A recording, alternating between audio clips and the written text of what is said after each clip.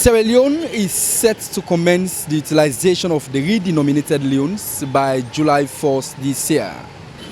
The redenomination seems not the problem, but the proper understanding from the various publics and coupled with its adequate implementation must not be given a blind eye. One of the people themselves way take up on myself. I am one of those who explained to my friends on the redenomination, as many of them had wanted to convert their leones to foreign currencies, believing that the leones will be devalued once the redenomination takes place. No, they're not able to sensitize them at all. The new note is so difficult for us, the traders, to understand. This will take us time, more so when we give out change to customers.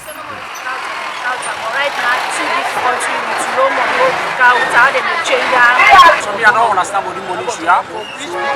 As for me, I don't understand the redenomination issues. I don't understand. This will affect us greatly, more so us riders that will have to give out change and even our charges, for instance.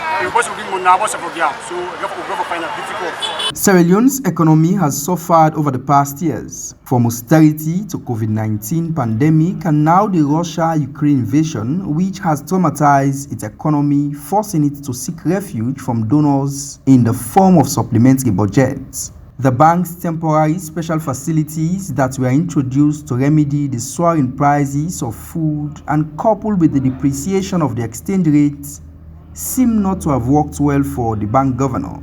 A special food facility in the sum of $50 million to support the importation of rice, flour, and sugar, and a special fuel facility in the sum of $50 million to support the importation of fuel.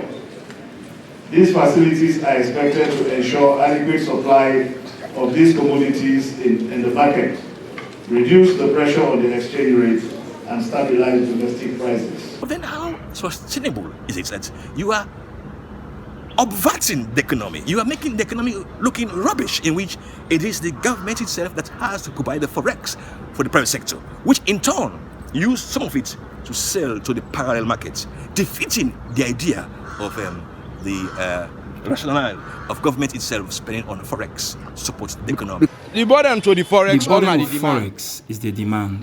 As the more demand for the dollar, so is the inflation. And the dollar not what they expect. The inflation the more they. Redenomination plans, as was announced by the bank governor, Professor Keifala Kalon, was merely to reduce the face value of the currency and the real-time value remaining the same. Ideally, many Sierra Leoneans as well as economists doubt the timeliness. I don't see that way they add power economy, because you say when you give me 10 loan at the same 10,000 loan. I don't think this money has any value on our economy, unless they have a better explanation to it.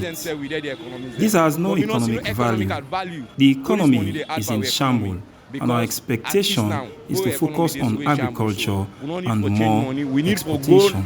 Or do agriculture and this thing they would help people get foreign currency, not to the entire for change money. This redenomination is not timely. The focus should be on what we can export to derive more foreign currencies. Almost everything that we use is imported, and that attracts foreign currencies. And as such, the demand for foreign currencies outweighs the supply. It outweighs the supply of foreign currency. If the dollar is there already, if we're exporting more than we are importing and we are increasing our level of productivity, surely we would have enough dollars. But then there's a solution to this dollar issue. It's radical, really.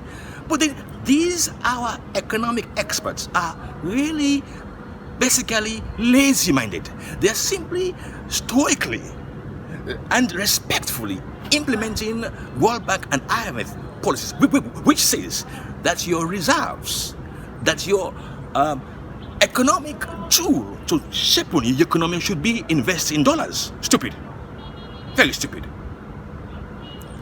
Solution: Bank of Sierra Leone should be buying gold. Even monopolizing the gold access by the bank, because when we have a a shortage in dollars, what do? You sell gold. The bank has a core mandate to ensure price and financial sector stability while supporting government recovery plans. Low exports of the country's manufactured produce has made the situation much more worse and worrying. Samuel Kuroma, AYV News, Freetown.